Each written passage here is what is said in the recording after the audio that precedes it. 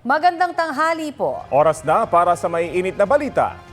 Hindi susuko. Yan ang pinanindigan ni Senador Ronald De La Rosa. Sa gitna po yan ng kinakaharap niyang arrest warrant mula sa International Criminal Court. Git niya wala siyang ipinapatay at nagugat ang lahat ng ito sa politika. Politika ito lahat nagsimula. May pinatay ba akong tao? Meron ba akong tao? Pulis na ito na patayin mo yan? Wala. Yung buong puso ko ay dinidicate ko sa aking serbisyo. Then pagkatapos ito, ganito mangyayari sa akin. So, very discouraging.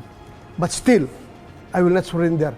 Okay. Dahil alam ko, si Lord ay nandiyan nagbabantay sa akin. Sagot yan ni De La Rosa sa panayam sa Senado ng unang balita sa unang hirit. Dagdag ng senador, magtatrabaho raw siya habang nasa protective custody ng Senado. Muli ring iginiit ni De La Rosa na hindi siya obligado na sundin ang arrest warrant mula sa ICC dahil hindi na tayo miyembro nito. Umaasa rin si De La Rosa na maging patas ang Korte Suprema sa pagdedesisyon sa hiling niyang temporary restraining order sa posibleng pag-aresto sa kanya ng ICC. Taliwas naman sa kanyang unang pahayag na dadamayan niya ang nakakulong na si dating Pangulong Rodrigo Duterte sa The Hague, Netherlands. Nagbago raw ang kanyang pananaw tungkol dito. Yes, medyo nagbago. Dahil nung nalaman natin na hindi pala basta-basta makabisita sa kanya, very strict ang policies nila doon. So, it defeats the purpose of being there with him in the same vicinity. Kung hindi mo siya malalapitan, hindi mo siya makakommunicate. Mandato ng korte na kailangang respetuhin. Yan ang sagot ng National Bureau of Investigation sa intensyon ni Senador Bato de la Rosa na hindi susuko sa kabila ng arrest warrant mula sa ICC. Pananaw po niya yun ng personal, pero siya naman nanggaling po sa law enforcement at naririnig din natin siguro siya na sasabihin doon sa kanyang mga subject na huhulihin ng may warrant of arrest. Kung maaari, nakikiusap ako, mapayapa ka ng sumuko para wala ng kaguluhan, wala ng kabulan na mangyayari, para harapin yung pananagutan po sa batas. Kasi ano po yan, isa pong mandato galing sa competent court yung warrant of arrest na yan, na kailangan natin pong respetuhin. Ayon pa kay NBI Director Attorney Melvin Matibag sa panayam ng unang balita sa unang hirit, epektibo pa rin daw ang warrant pero sa ngayon wala raw ahente ng NBI na nakabantay sa Senado kung saan nananatili si De La Rosa. May mga pulis daw doon para sa seguridad ng paligid. Maituturing daw na tila panunuya sa mga otoridad ang pagmamalaki ng senador na malaya siyang nakakadaan sa checkpoints kahit walang disguise. Nilinaw naman ni Matibag na habulan lang at walang nangyaring wrestling o hablutan sa pagitan ng NBI agents nang tangkaing arestuhin si De La Rosa nitong Lunes.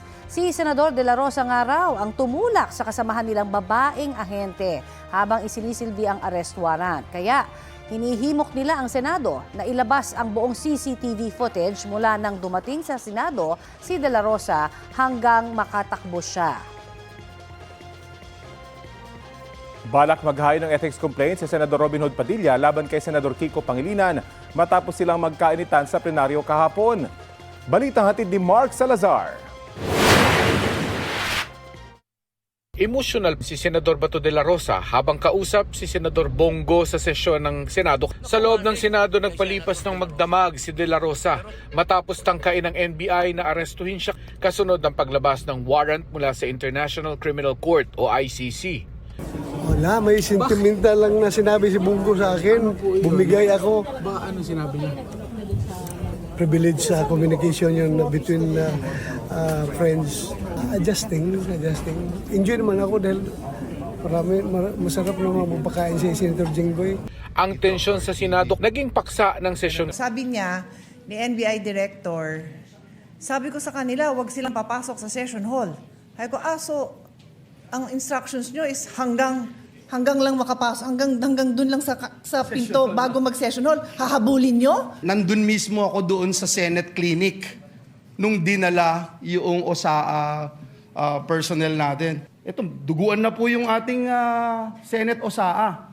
Kaya yung totoo yung sinabi ni Senator Migs, nakausap ko si Senator JB, nakausap ko si Senator Robin, nakausap ko si Senator Jinggoy, lahat po kami talagang nagpanting ho yung tenga namin dahil, Mr. President, ito yung tao ho natin to mga kasamahan natin na nagbabantay at ginagawa lang yung trabaho. Yun pong individual na ito, Mr. President, kakaisang buwan pa lang po niya dito sa Senado. Bakit po ang nagsisilbing process server ay si Antonio Trillanes? Sheriff po siya ngayon yata. Kailangan pong malaman natin kung siya'y process server, sheriff, o deputized officer ng ICC o ng Interpol. Sa gitna nito, uminit ang diskusyon sa pagitan ni Senador Robin Padilla at Senador Kiko Pangilinan. Nagsasalita kasi si Padilla tungkol sa kalagayan ni De La Rosa at sinabi nito na dapat huwag hayaan na mapunta si Bato sa ICC. Wala naman daw local warrant. Nag-point of order si Pangilinan para igiit na sa Committee on Rules na lamang pag-usapan ng mga nangyari. Any on all such manifestations should have been referred to the Committee on Rules. Senator Pangilinan, Senator Lacson gave several privileged speech, even if the matter was already referred to the committee report. I understand, Mr. As a matter of tradition, I understand, Mr. we allow that. Ginoong Pangulo, nilabas yung warrant of arrest, tapos na tayo dito. Yeah. I Yes, that's why understand. this. Na sinabi po na yung warrant of arrest ay tunay. I understand, Mr. President, and therefore I'm appealing that perhaps this matter should be tackled in the committee rather than in this in plenary, so that we can address other concerns, Mr. President. The appeal- the for the appeal- record, Paano natin pag-uusapan yung ibang... And for the record, Mr. President, I still have the floor. And for the record, Mr. President, we voted against resolution number 44. So to say that we have this resolution, yes, but there are senators who voted against it. Irereklamo raw niya si Pangilinan sa Ethics Committee.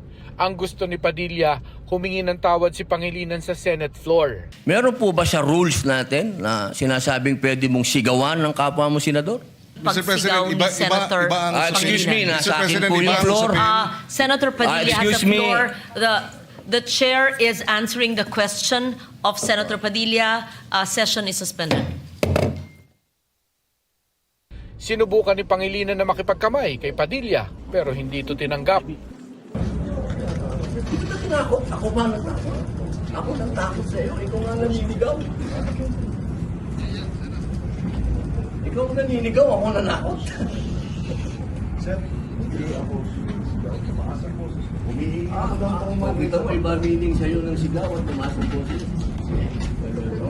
Okay ba yun? Mark Salazar, nagbabalita para sa GMA News. Sa isang pahayag, sinabi ni Senador Kiko Pangilinan na hindi talaga maiiwasan ang mainit na debate sa Senado na humahantong minsan sa pagtaas ng boses o sigawan. Dagdag pa niya, huwag maging balat sibuyas. Anya, walang legal na basihan at walang kwetang ethics case complaint na iahain laban sa kanya ni Senador Robin Padilla. Gayunman, hihintayin daw niya ang reklamo. Kung sakali, handa raw siyang sagutin ito sa pamamagitan ng kontrareklamo kung saan ipupunto niya ang anyay paglabag sa parliamentary rules, pagiging out of order at kawalan ng proper decorum ni Padilla. Meron din daw pagbabanta, pananakot at paninindak ni Padilla sa kanya. Dagdag pa ni Pangilinan, hindi uubra sa kanya ang pambubuli at pasiga-siga. Sa huli, sinabi ni Pangilinan na ayaw niya ng away at hindi siya palaway. Wala pang reaksyon si Padilla sa pahayag na yan ni Pangilinan. Isang resolusyon ang inihain sa Senado para hikayating sumuko si Senador Ronald Bato de la Rosa. Yan po ang Senate Resolution number 395 na inihain ng Senate Minority Members na sina Senador Kiko Pangilinan, Tito Soto, Ping Lacson, Risa Ontiveros at Bam Aquino. Dapat daw voluntaryong sumuko si De La Rosa sa gitna ng arrest warrant laban sa kanya ng International Criminal Court. Ayon sa resolusyon, walang kapangyarihan ang Senado na magbigay ng protective custody o magsilbing sanctuary ng mga mambabatas. Sabi ni Senate President Alan Peter Cayetano, nirerespeto niya ang opinyon ng mga miyembro ng minorya. Pero dapat daw bigyan ng oportunidad si De La Rosa na gamitin ang lahat ng legal remedies. Sa panayam ng unang balita sa unang hirit, sinabi ni De La Rosa na maraming Pilipino raw ang nagsasabi sa kanyang huwag siyang papahuli sa anilay mga dayuhan. Sa minority senators, out of 24, 5 sila. Di ba? Ito naman mga kuno, pamilis ng victims kuno ng EJK. Ilan sila? Lahat ng tao nagsasabi sa akin, Sir, huwag kang magpapasiil yan sa mga dayuhan. Dahil alam namin ang background nito, politika lang itong lahat.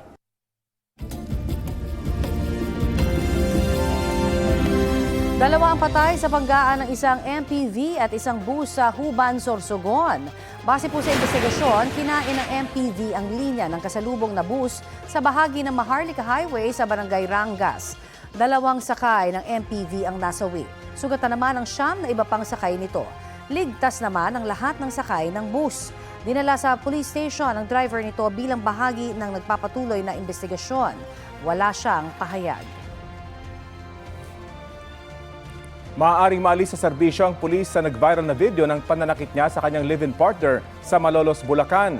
Sa pagharap nila sa Napolcom, humingi ng tawad ang pulis sa kanyang kinakasama. May ulat on the spot si June Veneracion. June? Kasi nagkaharap nga sa National Police Commission ang pulis at kanyang live-in partner na nag-viral dahil sa bugbugan na nakuna ng CCTV. Humingi ng paumanhin ang police corporal sa kanyang kinakasama dahil sa pananakit na nagawa niya. Nagkapatong-patong na problema sa negosyo at personal nilang buhay daw ang dahilan ng sakitan. Pero hindi raw yung sapat na dahilan para i-justify ang kanyang nagawa. Humingi rin siya ng tawad sa PNP dahil nadamay pati imahe ng mga pulis.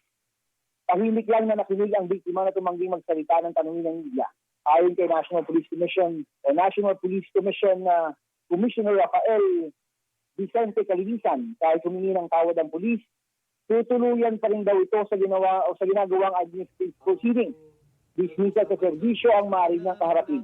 Sabi ni Calinisan, walang puwa ang mga kagaya ng nanakit na police corporal sa hanay ng pulisya. Nasa restricted custody ang pulis na may kinakaharap ding reklamong kriminal. Balik sa Rapi. Maraming salamat, June Veneracion. Isa ang patay sa sunog na sumiklab sa Barangay Pasong Putik, Quezon City. Ang biktima tumutulong daw sa pag-apula ng apoy. Ang mainit na balita hatid ni James Agustin. Nabulabog na malaking sunog ang mga residente ng Bautista Corner Everlasting Street sa Barangay Pasong Putik, Quezon City. Pasado 1:00 kanina madaling araw. Mabilis na kumalat ang apoy sa magkakadikit na bahay na gawa sa light materials. Wala pang kalahating oras, itinaas na sa 2nd alarma ang sunog. Halos 30 fire truck ang rumisponde. Si Jonah walang naisalbang mga gamit at damit. Ligtas silang nakalabas ng kanyang 4 na kaanak. Pagkagising ko po, nakita ko na po yung apoy sa bintana. Nagsigawan na yung mga tao sa likod. Tapos parang naano na po ako na nataranta na ako. Wala na ako naisalba kahit anong gamit. Hirap po talaga sir pagsimula ulit. Doble dagok naman para sa pamilya ni Leticia. Nasawi sa kasagsagan ng sunog ang alaga nilang aso na si Tommy. Nakalabas na yan siya. Tapos siguro hindi niya ako nakita. Bumalik siya doon sa loob. Pumasok siguro sa bahay namin. Kaya doon siya na ano bang tawag doon? Hindi siya nakahinga.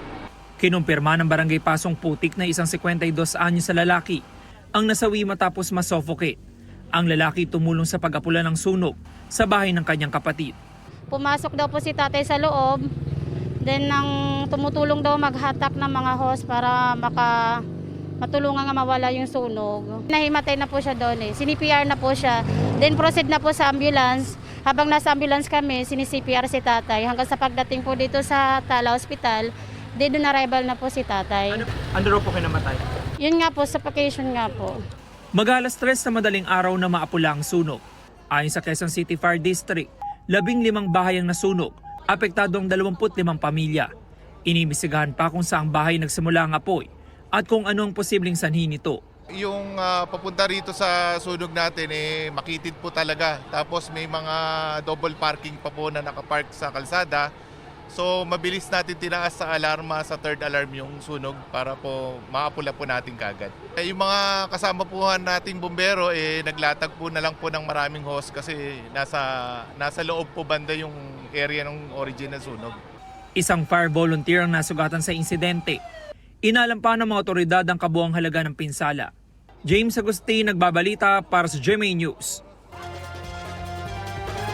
Tukoy na ang 11 miyembro ng House Impeachment Prosecution Team sakaling litisin si Vice President Sara Duterte sa impeachment court sa Senado. Napili sa isinagawang botohan sina Representatives Jervy Luistro, Laila de Lima, Shel Jokno, Terry Ridon, Joel Chua, Isabel Zamora, pati sina Lawrence Defensor, Kaka Bag-aw, Jonathan Keith Flores, Lordan Suwan at Ramon Gutierrez. 10 sa kanila ay bahagi ng 257 votes na nag-impeach sa bise sa Kamara. Kabilang naman si Representative Flores sa siyam na nag-abstain sa botohan. Una nang sinabi ni Representative Ridon na ayon kay Representative Luistro, magkakaroon din ng private prosecutors na tutulong sa paglilitis nila laban kay Vice President Duterte. Oras na ma-transmit na ang articles of impeachment laban kay Vice President Sara Duterte, agad daw itong aksyonan ng Senado ayon kay Senate President Alan Peter Cayetano. May babala rin ng ilang mababatas kung hindi agad gugulong ang impeachment. Balitang hatid ni Tina Panganiban Perez. State your full name. Kasabay ng pagpapalit ng liderato sa Senado ay ang botohan sa Kamara kaugnay ng impeachment ni Vice President Sara Duterte. Kinagabihan, formal nang naendorso ng Kamara sa Senado ang Articles of Impeachment. Pero hanggang ngayon, hindi pa ito naipadadala sa Senado. Nakausap ko ang ating SecGen at sila ay nag-aantay na lamang kung kanino sila makikipag-coordinate. Kasi may change sa leadership eh. So normally pag may change sa leadership, nagpapalit yan ng mga SecGen, nagpapalit ng Sergeant at Arms. Wala pa advice ang actually, as of now, wala pang any communication from the House regarding sa transfer. Ayon kay House Secretary General Cheloy Garafil, kasalukuyang nagre-reproduce ang HOR Secretariat ng mga kopya ng Articles of Impeachment para sa Senado. Aabot daw ang mga ito sa ilang libong pahina. At kasalukuyan pang pinagsasama-sama at chinecheck para matiyak na akma ito sa inaprubahan sa Kamara. Sa oras na tanggapin ng Senado ang resolusyon nagtatakda ng Articles of Impeachment, sabi ng ilang kongresista, kailangang mag-convene agad ito bilang impeachment court. Pero apektado kaya ito ng pagbabago sa liderato ng Senado? Ano ho ba ang balak nila ng bagong majority sa proseso ng impeachment?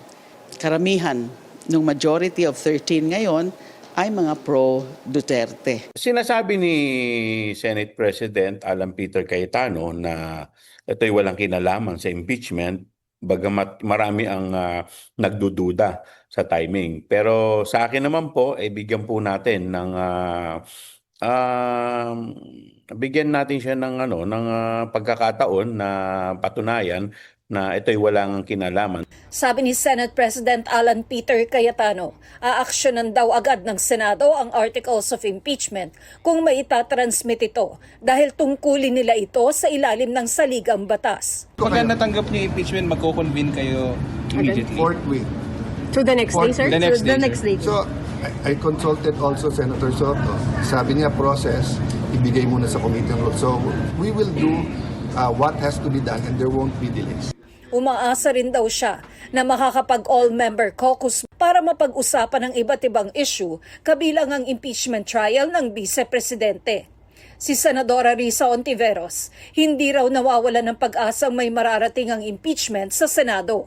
Ang gusto ko pong sabihin sa mga kababayan na nadidismaya sa nangyari mula kahapon, basta hindi tayo tumiklop noon at hindi rin po tayo titiklop ngayon. Hindi ko pa alam in terms of the numbers, pero ito nga yung panawagan ko sa liderato, bagong liderato sa Senado at sa aming lahat. Though we may disagree with each other on certain issues, dapat malinaw yung katapatan namin sa Konstitusyon. Si Senator Robin Padilla naman na nooy nagsasabing tututulan ang pag-convene ng Senate Impeachment Court, sinabi na ngayong mayorya na siya tuloy ang impeachment sa Senado sa kabila ng pagpapalit nito ng liderato. Mamatay yun dahil ang konstitusyon malinaw. O, ang sabi ng konstitusyon, pag dinala sa amin yun, kailangan kaming mag-convene. Pero bilang legislators, pwede kami magsalita. Bilang bilang PDP laban, bilang alay ng Vice President, pwede ako magsalita as legislator. Nagbabala naman ang ilang kongresista kung hindi agad magko-convene ng Senado. Kahit sino ang magiging leaders ng Senate, klaro naman ang ating konstitusyon. Basta't napadala yung articles of impeachment sa Senado, they must immediately conduct a trial. Once the impeachment court convenes, they are bound by the Constitution. And the Constitution says conduct a trial. It does not give an option to the Senate to dismiss the case outright. Posibleng hindi agad makapagsagawa ng paglilitis oras na mag-convene ng Senate Impeachment Court dahil may mga preliminary steps pa raw na pwedeng gawin. Pero may babala si De Lima. Because the act of convening and conducting trial is a ministerial duty as can be seen from the Constitution. Wala silang option, wala silang discretion, prerogative o kapangyarihan na wag itong gawin. So dapat gawin nila yan. Ang Catholic Bishops' Conference of the Philippines o CBCP, hinikayat ang Senado na ipagpatuloy ang impeachment proceedings. Anila, ang pagpapaliban sa trial ay ang pagpapaliban sa hustisya para sa mga Pilipino at sa bise. Ang kampo naman ni Vice President Sara Duterte, sinabing nirerespeto nila kung sino man ang liderato ng Senado.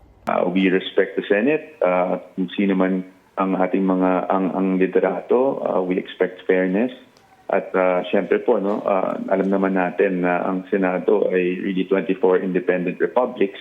And we have always believed that they will decide based on the evidence presented to them. Kumpiyansa naman ang depensa na kaya nilang banggain ang mga ebidensya ng Kamara para patunayang walang ginawang impeachable offense ang bise. Yung mga ebidensya na yun, unang-una, hindi yun inattach sa mga impeachment complaints. Yung mga ebidensya na yan ay nakuha lang through the compulsory processes ng House Committee on Justice. May mga ebidensya rin umano ang depensa pero tumangging sabihin kung may ilalabas silang testigo. Hindi ko muna sasabihin siguro sa ngayon kasi we want to keep things close to our chest, especially since legal strategy yung pinag-uusapan. Tina Panganiban Perez, nagbabalita para sa GMA News. Sa ikatlong araw ng pananatili ni Senador Bato de la Rosa sa Senado, naninindigan siyang hindi siya susuko. At sa punto ito, makakapanayam natin mismo si Senator Ronald Bato de la Rosa. Magandang umaga at welcome po sa Balitang Hali. Magandang umaga, Rafi at Connie. Opo, kumpirmahin lang po namin sa inyo. Sino po yung nakakaalam na pupunta kayo sa Senado nitong Lunes? Sabi kasi ni Senador Ping Lacson, yung magkapatid na Cayetano lang ang may alam nito. Mali po. Hindi magkapatid, kundi isang Cayetano lang siguro ang nakaalam. So talaga nilimitahan po ninyo yung impormasyon na pupunta kayo dyan sa Senado?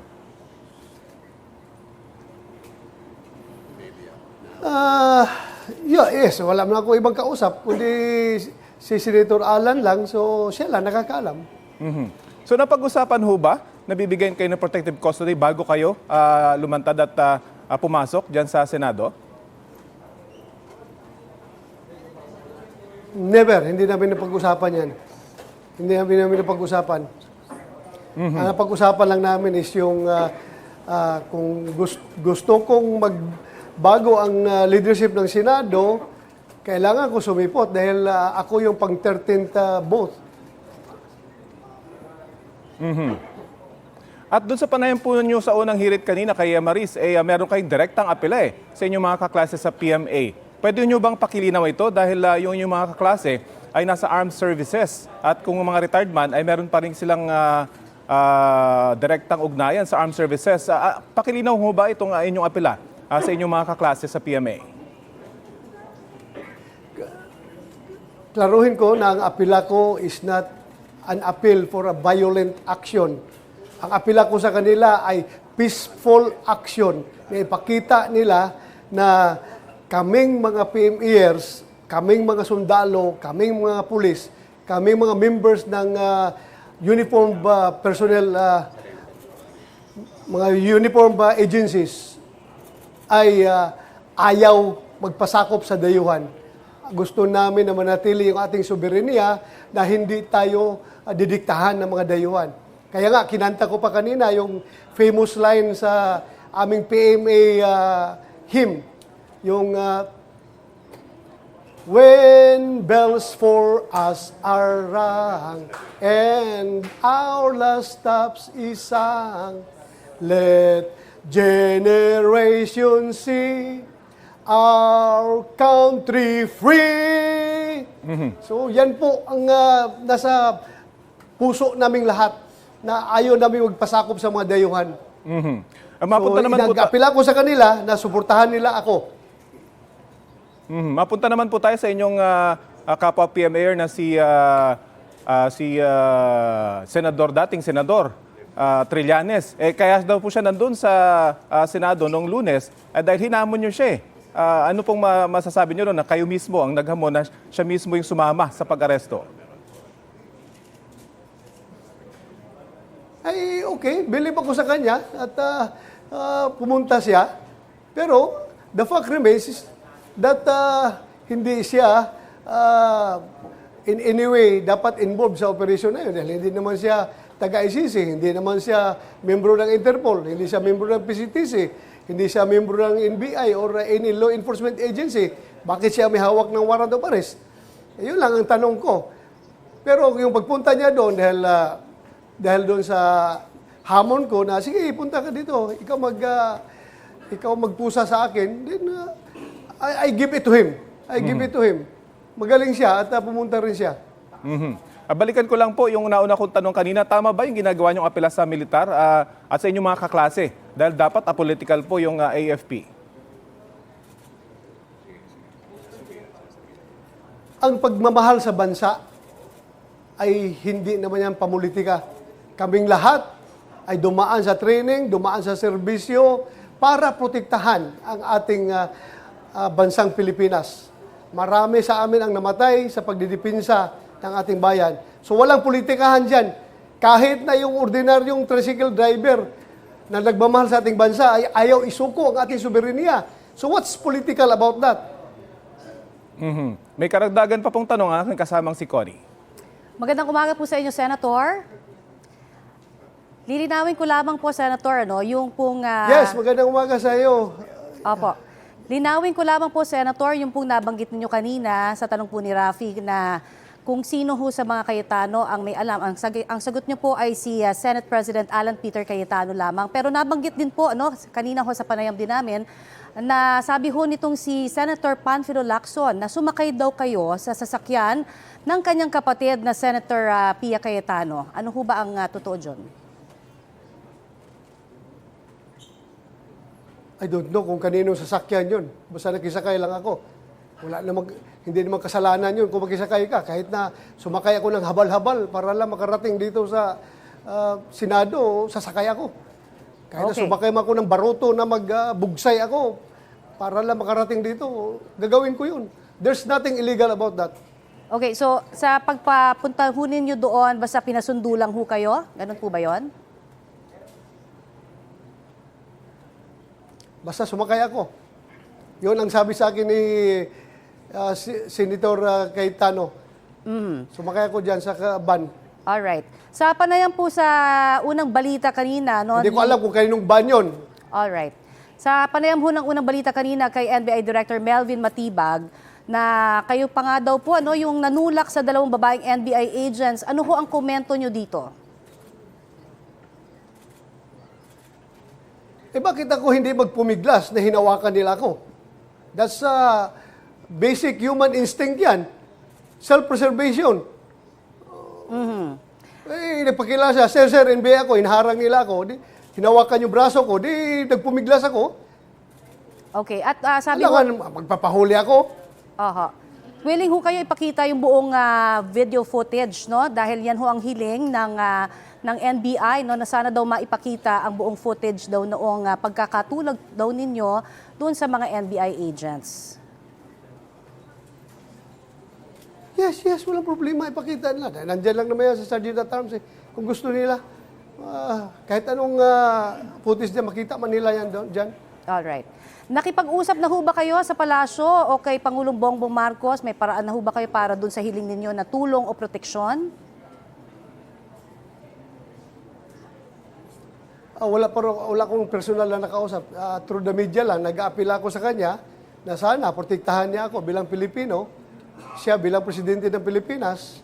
Alam naman natin na primordial duty yan ng gobyerno ng Pilipinas to serve and protect its citizens. So ako bilang Filipino citizen ay humingi na suporta sa ating gobyerno. Dahil hindi naman ko pwedeng humingi sa gobyerno ng China o kaya gobyerno ng Russia. Okay, So, sa ating gobyerno Pilipino. Because kahit na kami ay magkalaban sa politika, at the end of the day, kami ay parehong Pilipino. Nasabi nyo rin ho na hiyang-hiya kayo sa taong bayan sa halos kalahating taon po ninyong di pagpasok sa Senado. At may sinabi rin ho kayo para makatipid ay mananatili pa kayo dyan sa Senado. Ang sabi ho ng ilan sa mga kritiko ninyo, pondo po ng taong bayan, ano, ang gamit po na pasilidad dyan. Naangkop ho sa tingin ba ninyo na manatili pa ho kayo dyan, sir?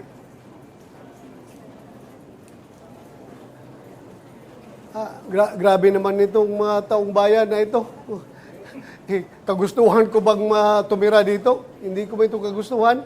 Kung pwede lang, every now and then, makauwi ako. Pero nasa sitwasyon tayo na binigyan tayo ng protective custody ng Senado. So, napilitan tayong tumira dito.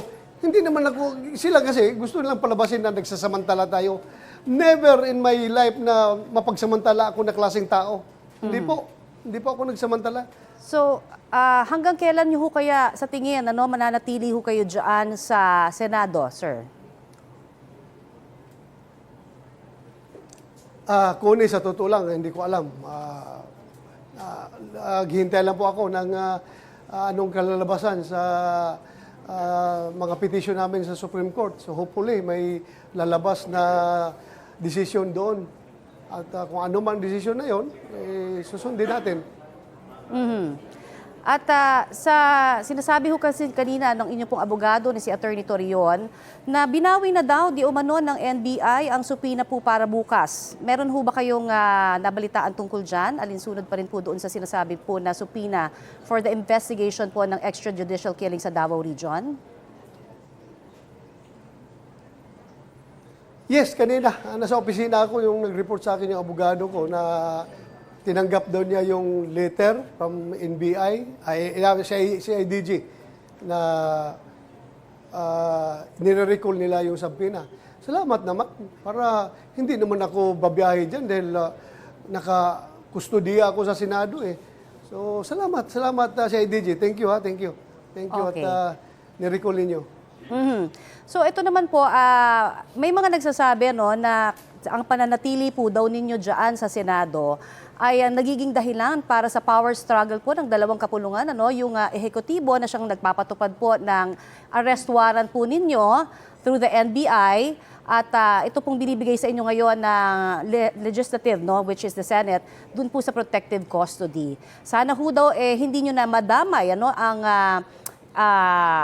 Senado no, bilang institusyon at kayo ho ay humarap na lamang on a personal level o capacity katulad po ng nagawa po ng ilan sa mga nahainan din ano, ng arrest warrant no, si dating Senate President Enrile at De Lima maging si Trillanes. Ano ho ang komento nyo dyan? Yes, sabihin mo lang sila na huwag sila masyadong atat na atat. Hintay lang sila sandali. Pagbigyan rin naman nila ako ng kunting panahon to avail of all the legal remedies available for me. Pakihintay lang, huwag silang atat-atat dahil kung yung mga kakampi nila, Trillanes, De Lima, ay nagka-appeal ng protective custody, while facing warrant coming from a local court, okay lang sa kanila. Tapos ako, na humaharap ng warrant, not from a competent Philippine court, from outside of the Philippine jurisdiction, ayaw nila kung mag-enjoy ng the same privilege of protective custody. Kuan yun, yung selective yun privilege na gusto nila para sa kanilang kakampi lang. Pag hindi kakampi, bawal mag-enjoy ng pribileyo na yan. Alright. Marami pong salamat sa inyo pong oras na ibinahagi sa amin dito po sa Balitang Hali, Senator. Maraming salamat, Connie at Rafi. Thank you. Thank you po. Ayan po naman si Senator Ronald Bato de la Rosa. Kinalampag ng ilang grupo ang Senado para iapilang hayaan ang mga operatiba ng NBI na arestuhin si Senador Bato de la Rosa. May ulat on the spot si Oscar Oida. Oscar?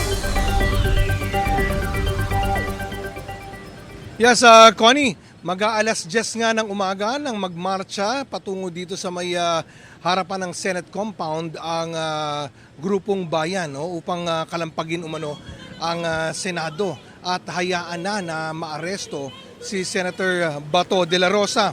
Anila, hindi raw sila sang-ayon sa desisyon ng Senado na kanlungin si de la Rosa dahil lang daw sa isa itong senador. Ayon pa kay Teddy Casino, kung di raw kaya na mapulis sa arestoin ng kanilang dating hepe, payagan lang daw sila makapasok sa Senado at sila na daw ang magsi-citizens arrest sa senador. Wala daw legal na basihan ng Senado na magkanlong ng sino mang tinutugis ng batas. Pero bago pa man sila makalapit sa gate ng Senate, agad na silang naharangan ng mga pulis. Kaya sa may southbound lane na lang ng Jokno Boulevard nagsagawa ng pagpoprotesta ang naturang grupo. Bukod sa pag-aresto kay Senator Bato, ipinanawagan din nila na ma-impeach si VP Sara Duterte, pati ang pagpapanagot kay Pangulong Bongbong Marcos, hiniling din ng grupo. Connie? Maraming salamat, Oscar Oida.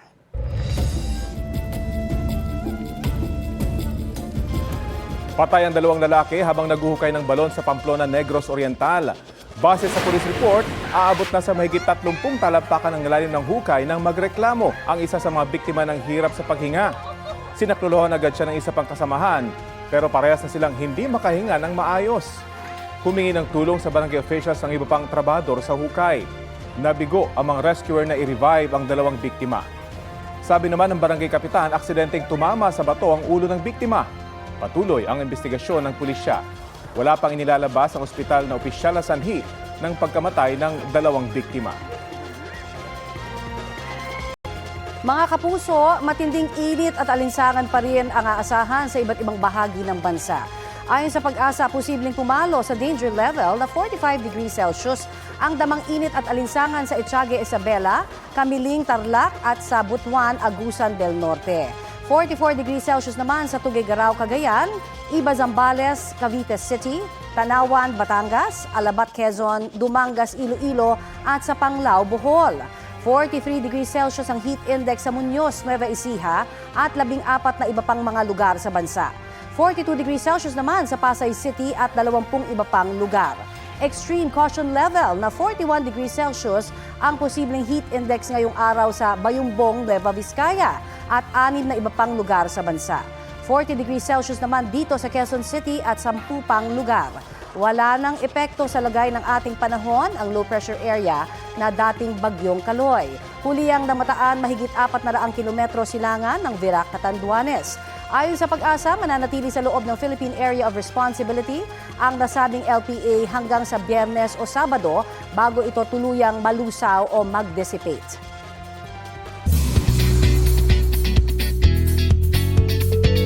Wednesday na mga mare at pare at heto ang latest.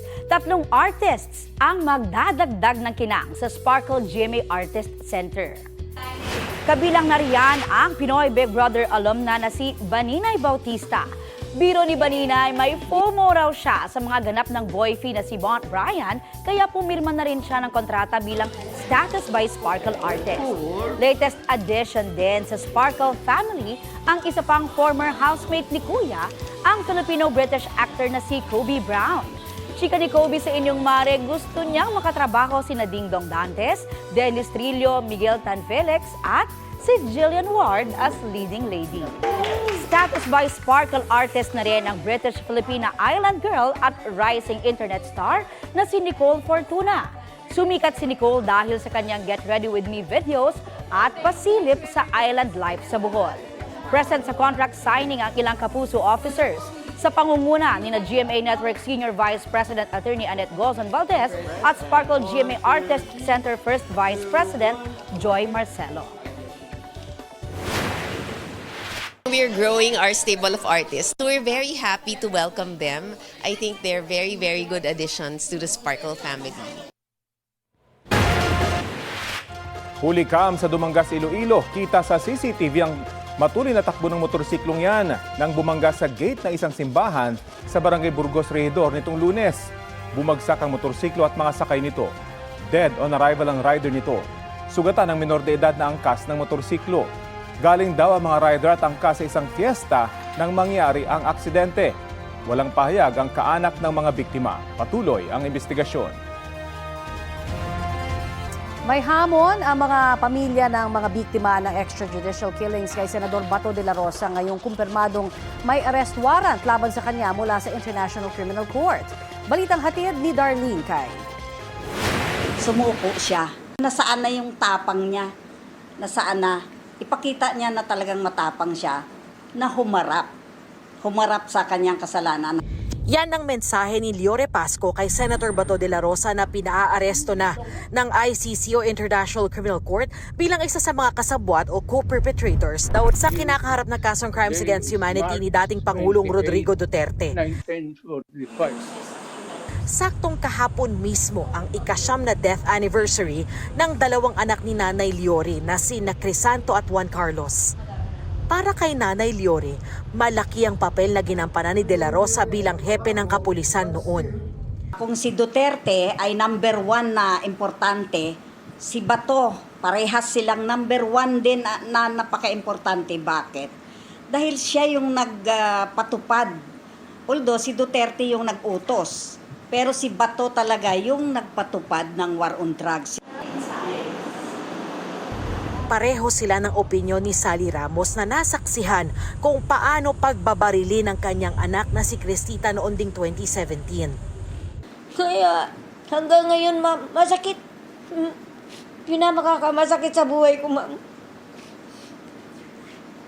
Mahal na mahal ko yung anak ko, ma'am. Hindi ko siya makalimutan. Kaya dismayado raw siyang hindi pa sumusuko at hindi pa nadadampot ang senador. Harapin niya ang kasalanan niya kasi kung mga anak namin, pinatay nila ng walang kalaban-laban, harapin niya, ma'am, harapin niya kami.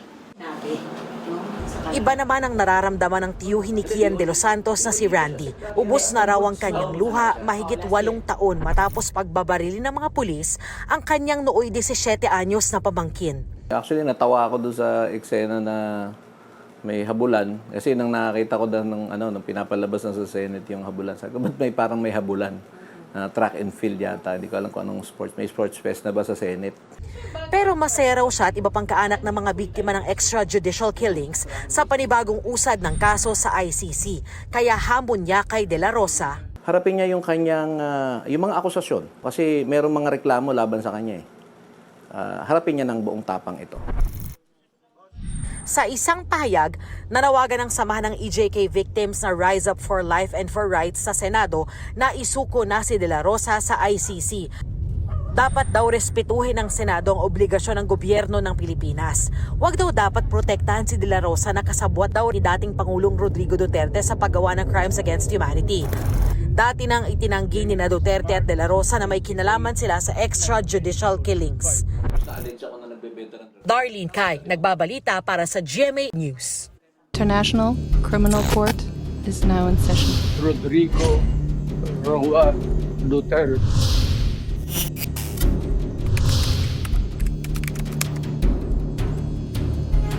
Haharap sa status conference sa May 27 ang itinalagang bagong abogado ni dating Pangulong Rodrigo Duterte. Ang British barrister na si Attorney Peter Haynes ang papalit sa dating legal counsel ni Duterte na si Attorney Nicholas Kaufman. Ayon kay Kaufman, pinili si Haynes ng partner ng dating Pangulo na si Hanarit Avancenia at anak nilang si Veronica Duterte. Sila raw ngayon ang nag-aasikaso ng legal matters sa kaso ni Duterte sa International Criminal Court. Dating kliyente ni Haynes ang Minister of Defense at Senador ng Democratic Republic of Congo na si Jean-Pierre Bemba. Napawalang sala si Bemba sa kasong war crimes at crimes against humanity noong June 2018. Nanilbihan si Haynes bilang presidente ng International Criminal Court Bar Association mula 2019 hanggang 2021. Sa loob ng 25 taon bilang international criminal and humanitarian lawyer, iba't ibang kaso na ang hinawakan ni Haynes. Kabilang ang kasong may kaugnayan sa murder, serious fraud, sexual offenses at human trafficking. Mainit na balita, may bawas singil ang Meralco ngayong pong Mayo. Ayon sa Meralco, mahigit 1 centavo per kilowatt hour ang bawas singil sa kuryente ngayong buwan ng Mayo. Kaya ang kumukonsumo ng 200 kilowatt hours kada buwan, asahang may bawas na 3 pesos sa electric bill. Sabi ng Meralco, bunsod po ito ng pagbaba ng transmission charge at pagbaba ng singil sa buwis at other charges. Lamang ang tambalang Naga City Mayor Leni Robredo at Senador Raffy Tulfo kung ngayon gagawin ang eleksyon 2028 at sila ang running mates. Batayan sa pinakahuling tugon ng masa survey ng Okta Research. Sa survey, pinapili ang 1,200 respondents sa tambalang Leni Robredo, Raffy Tulfo at Vice President Sara Duterte, Senadora Amy Marcos. 44% ang nakuha ng Robredo-Tulfo tandem. 40% naman ang Sara Duterte-Amy Marcos. 16% ang nananatiling undecided. Ayon sa Okta Research, independent at non-partisan ang survey na ginawa sa pamamagitan ng face-to-face interviews noong March 19 hanggang 25, 2026. Meron itong plus-minus 3% margin of error.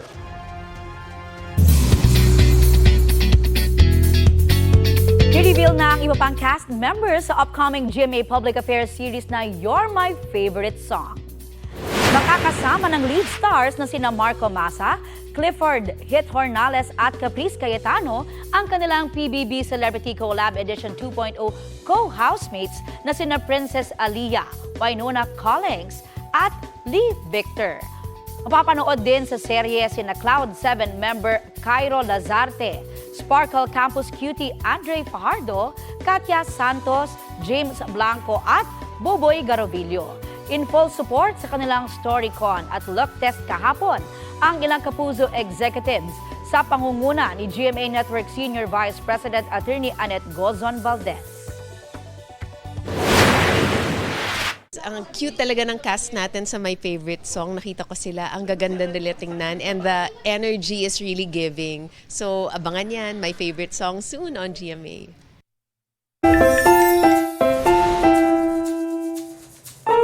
Kinaaliwan online ang bonding ng isang pamilya sa Baras, Rizal. Wala man kasing audience, full performance from mother, father to the children. Sample naman dyan. O ha?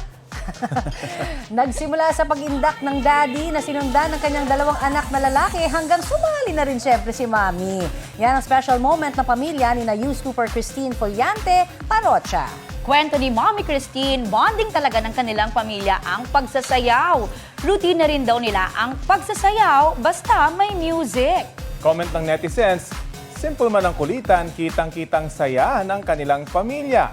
Ang video na yan may mahigit 2 million views na online. Trending! Ayan, sample nga. Ako, parang gusto ko mas kumanta. Ayan ang maiinit na balita ngayong tanghali. Ako po si Connie Season. Raffy Tima po. Kasama niyo rin po ako, Aubrey Carampe. Ito po ang GMA News. Walang kinikilingan, walang pinoprotektahan. Noon at ngayon, serbisyong totoo.